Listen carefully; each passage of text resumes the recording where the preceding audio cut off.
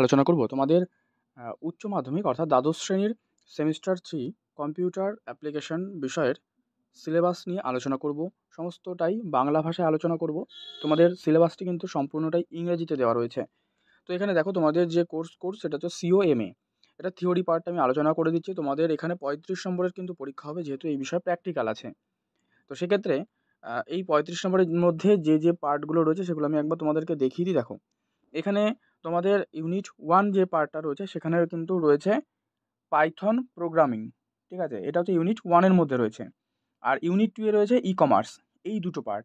তো Python programming, যার মধ্যে তোমাদের থাকবে হচ্ছে 25টা MCQ প্রশ্ন, 1 মার্কসের 25। আর এই থার্ড সেমিস্টার তোমাদেরকে কিন্তু MCQ প্রশ্নে পরীক্ষা দিতে হবে। প্রশ্ন অবশ্যই এটি বোর্ড কিন্তু তৈরি করবে। তাই অবশ্যই তোমরা ভালো করে প্রথম থেকে পড়াশোনা স্টার্ট করে দাও, যাতে ভালো রেজাল্ট কিন্তু হয়। আর যে কোনো অধ্যায় পড়ার আগে বা বিষয়টি পড়ার আগে অবশ্যই তোমাকে কিন্তু সিলেবাস সম্পর্কে অবগত হওয়াটা খুবই জরুরি। তো এই সম্পূর্ণ সিলেবাসটা তোমরা দেখো, আমি আলোচনা করে দিচ্ছি। এখানে তোমাদের প্রথম যে পার্টটা রয়েছে পাইথন প্রোগ্রামিং, ঠিক আছে। তো পাইথন প্রোগ্রামিংয়ের মূল যে বিষয়গুলোর সাথে পরিচিত সেগুলো এখানে দেওয়া রয়েছে। এগুলো আমি একবার আলোচনা করে দিই সংক্ষেপে। পাইথনের যে ভূমিকা, ঠিক আছে, ইন্ট্রোডাকশন অফ পাইথনের ভূমিকা, পাইথনের বৈশিষ্ট্য।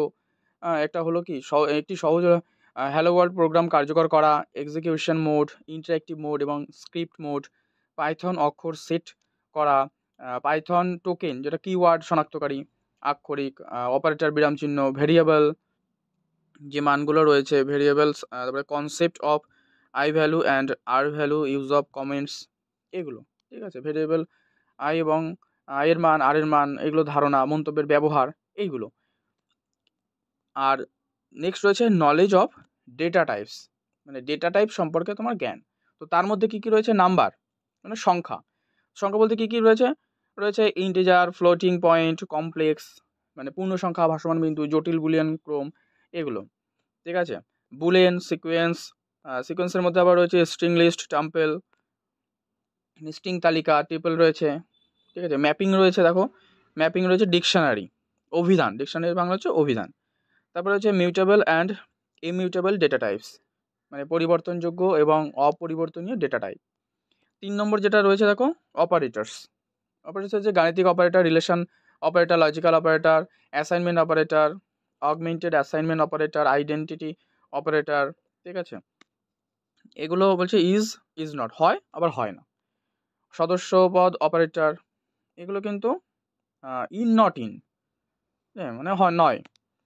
এবারে 3 নম্বর দেখো, 3 নম্বরে কী কী দেওয়া রয়েছে এগুলো একবার দেখো। যে রয়েছে এক্সপ্রেশন, ঠিক আছে, এখানে রয়েছে expression, statement type, conversion and input output, এগুলো রয়েছে। মানে এর আন্ডারে যেগুলো রয়েছে সেগুলো একবার দেখো, সেগুলো কী কী দেওয়া রয়েছে। এই যে প্রেসিডেন্স অফ অপারেটরস, মানে অপারেটরের অগ্রাধিকার, এক্সপ্রেশনের মূল্যায়ন, টাইপ রূপান্তর, স্পষ্ট অন্তর্নিহিত রূপান্তর, কনসোল থেকে ইনপুট হিসেবে ডেটা গ্রহণ করা এবং আউটপুট প্রদর্শন করা, এই পার্টগুলো রয়েছে। ঠিক আছে, ডিসপ্লেইং আউটপুট। তারপর রয়েছে এরর্স, মানে কি ত্রুটির মধ্যে কী রয়েছে? Syntax error, logical error and run time error, এই পার্টগুলো। নেক্সট রয়েছে দেখো তোমাদের ফ্লো অফ কন্ট্রোল, তার মানে কি নিয়ন্ত্রণের প্রবাহ। এখানে বলছে ইন্ট্রোডাকশন, মানে ভূমিকা, ইউজ অফ ইনডেন্টেশন, মানে ইনডেন্টেশনের ব্যবহার। নেক্সট রয়েছে সিকোয়েন্সিয়াল ফ্লো, ক্রমিক প্রবাহ, শর্ত সাপেক্ষ এবং পুনরাবৃত্তি প্রবাহ, এই যে conditional and iterative flow. Next part রয়েছে কন্ডিশনাল স্টেটমেন্টস, তার মানে কি শর্ত সাপেক্ষ বিবৃতি। হ্যাঁ, ইফ এলস, এলস, তার মানে যদি অন্যথায়, এই পার্টগুলো রয়েছে। এরপর রয়েছে ইন্টারেটিভ স্টেটমেন্ট। এখানে কি বলছে দেখো, এখানে বলা আছে পুনরাবৃত্তিমূলক বিবৃতি। হ্যাঁ, তো ফর লুপ, মানে লুপ রয়েছে, রেঞ্জ রয়েছে, while loop, break and continue statements, nested loops, অর্থাৎ যখন লুপ ব্রেক এবং কন্টিনিউ স্টেটমেন্ট নেস্টেড লুপগুলোর জন্য কিন্তু দেওয়া রয়েছে। আর নেক্সট পার্টে যেটা রয়েছে যে স্ট্রিংস, আর হচ্ছে স্ট্রিংস, যেটা হচ্ছে ইন্ট্রোডাকশন, মানে ভূমিকা, স্ট্রিং অপারেশনের সংযোজন, পুনরাবৃত্তি, সদস্যতা, স্লাইসিং, লুপ ব্যবহার করে যে একটা স্ট্রিং, এই পার্টগুলো কিন্তু এখানে রয়েছে। যে ক্যাপিটালাইজ, যেটা হচ্ছে title, lower, upper, count, find, index, ends with, এই পার্টগুলো রয়েছে। আর রয়েছে আইসালানাম, আইসালফা, আইস ডিজিট, আইসোলোয়ার আর হচ্ছে আইসাপার, এই পার্টগুলো দেওয়া রয়েছে এখানে। আর নেক্সট পার্ট যেটা রয়েছে লিস্টেরও কিন্তু ইন্ট্রোডাকশান দেওয়া রয়েছে, যেটা ভূমিকা। তারপর রয়েছে কি যে ইন্ট্রোডাকশানের সাথে সাথে রয়েছে ইন্ডেক্সিং, লিস্ট অপারেশন মানে সূচীকরণ, তালিকার যে ক্রিয়াকলাপ, সংযোজন, পুনরাবৃত্তি, এই পার্টগুলো। আর রয়েছে লুপ ব্যবহার করে একটা তালিকা অতিক্রম করতে হবে, ফাংশন পদ্ধতি, এই পার্টগুলো রয়েছে। সূচীকরণ রয়েছে, অপসারণ, বিপরীত অপসারণ, সাজানো, যেগুলো রয়েছে এই পার্টগুলো। আর একটা পার্ট রয়েছে তোমাদের ইন্ট্রোডাকশন টু পাইথন মডিউলস, মানে পাইথন মডিউলের পরিচিতি যেটা, ঠিক আছে। পাইথন মডিউলের পরিচিতির মধ্যে আবার কতগুলো ভাগ রয়েছে এখানেও কিন্তু দেওয়া রয়েছে, যে importing module using import module and using from statement importing math module.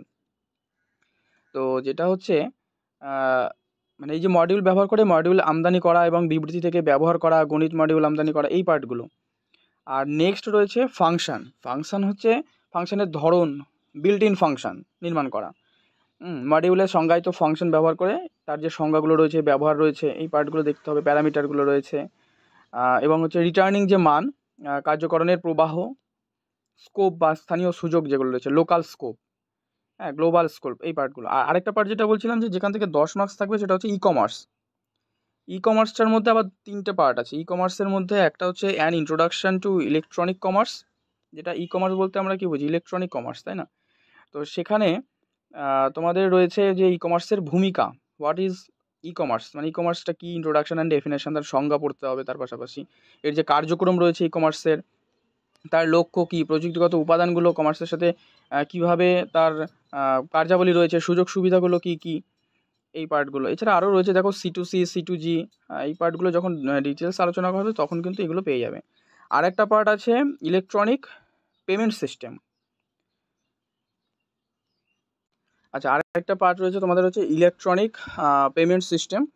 এই পার্টটা দেখো, এখানে বলছে যে তোমাদের ইলেকট্রনিক পেমেন্ট সিস্টেমের যে এরও ভূমিকা, ইলেকট্রনিক পেমেন্ট সিস্টেমের যে ধরন, হ্যাঁ, মূল্য বিনিময় সিস্টেম, ক্রেডিট কার্ড, ইলেকট্রনিক তহবিল স্থানান্তর করা, কাগজবিহীন বিল, হ্যাঁ, আধুনিক পেমেন্ট, ক্যাশ, ইলেকট্রনিক নগদ যেগুলো, এই সমস্তগুলোই কিন্তু তোমাদেরকে এর মধ্যে পড়তে হবে। আর রয়েছে ইন্টারনেট মার্কেটিং, এর মধ্যে পড়বে অনলাইন শপিংয়ের যে সুবিধা অসুবিধা, হ্যাঁ, এই পার্টগুলো। আর একটা ইন্টারনেট ব্যবসাকে আর কি মান্যতা দেওয়া, ঠিক আছে, বা ন্যায্যতা দেওয়া, এরকম ইন্টারনেট মার্কেটিং কৌশল, ইন্টারনেট মার্কেটিংয়ের যে চক্র, ব্যক্তিগতকরণ ই কমার্স, এই পার্টগুলোই কিন্তু এখানে দেওয়া রয়েছে, যে পার্সোনালাইজেশন ই কমার্স, হ্যাঁ, ব্যক্তিগতকরণ ই কমার্স। তো বাংলায় আমি পুরোটা আলোচনা করে দিলাম, না বুঝতে পারলে একবার তোমরা বলে দিও, এই পিডিএফটা তোমাদেরকে আমি তাহলে শেয়ার করে দেবো, বা অথবা তোমরা পর্ষদের যে ওয়েবসাইট রয়েছে সেখান থেকেও কিন্তু ডাউনলোড করে নিতে পারো।